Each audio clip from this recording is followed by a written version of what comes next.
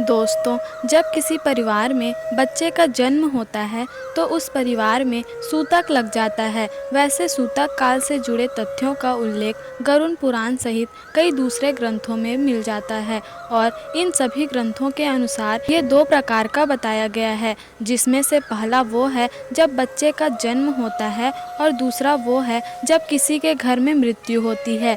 जिस तरह घर में बच्चे के जन्म के बाद सूतक लगता है, उसी तरह गरुड़ पुराण के अनुसार परिवार के किसी सदस्य की मृत्यु हो जाए तो लगने वाले सूतक को पातक कहते हैं।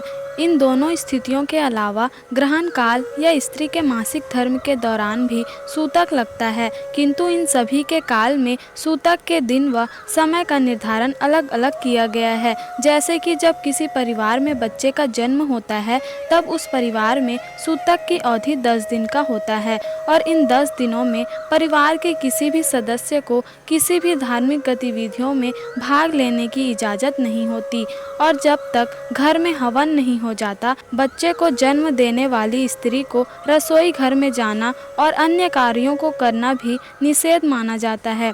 यही कारण है कि बच्चे के जन्म के बाद पूजा अर्चना भी नहीं की जाती। साथ ही साथ ये भी जान लें कि ब्राह्मणों के लिए सूतक का समय 10 दिन, वैश्य के लिए 20 दिन, क्षत्रिय के लिए 15 और शूद्रों के लिए ये अवधि 30 दिनों की बताई गई है। लेकिन वहीं नवजात की मां को 45 दिन का सूतक बताया गया है और प्रस्तुति स्थान की 1 माह तक अशुद्धि मानी गई है। परंतु किसी परिवार में स्त्री को बच्चे को जन्म देने से पहले ही गर्भपात हो जाए तो ऐसी स्थिति में जितने माह का गर्भ धारण किया है उतने ही दिन का जातक माना जाता है।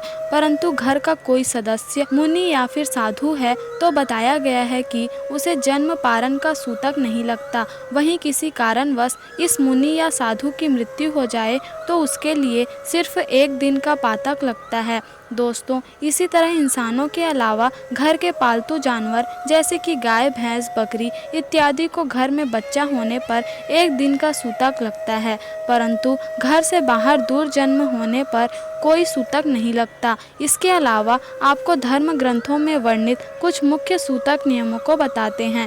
पहला नियम, सूतक और पातक में किसी भी दूसरे व्यक्ति को स्पर्श करने से बचें।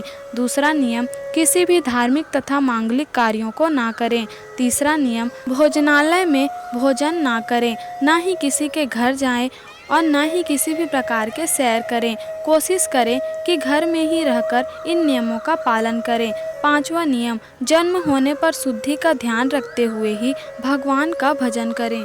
छठा नियम, सूतक या पातक काल समाप्त होने पर स्नान तथा पंचमेवा अर्थात गाय के दूध, दही, घी, गौमूत्र तथा गोबर के मिश्रण का सेवन कर स्वयं शुद्ध हो जाएं। और दोस्तों, ऐसा नहीं है कि हमारे कुछ ग्रंथ ही इन नियमों का पालन करने के लिए कहते हैं, बल्कि इनके पीछे कुछ वैज्ञानिक कारण भी हैं। माना जाता है कि जब परिवार में किसी बच्चे का जन्म होता है या फिर किसी सदस्य की मृत्यु हो जाती है तो उस समय में संक्रमण फैलने की संभावना काफ़ी होती है। इसलिए स्वास्थ्य की दृष्टि से सूतक और पातक को बीमारियों से बचने के एक उपाय के तौर पर भी देखा जा सकता है। तो दोस्तों, आज की वीडियो में बस इतना ही। अगर आपको आज की वीडियो में बताई गई जानकारी अच्छी लगी हो तो वीडियो को लाइक, शेयर, कमेंट और हमारे चैनल को सब्सक्राइब जरूर ही कर दें, जिससे कि इसी तरह की जानकारी पूर्वक वीडियोस आपको आगे भी मिल सके।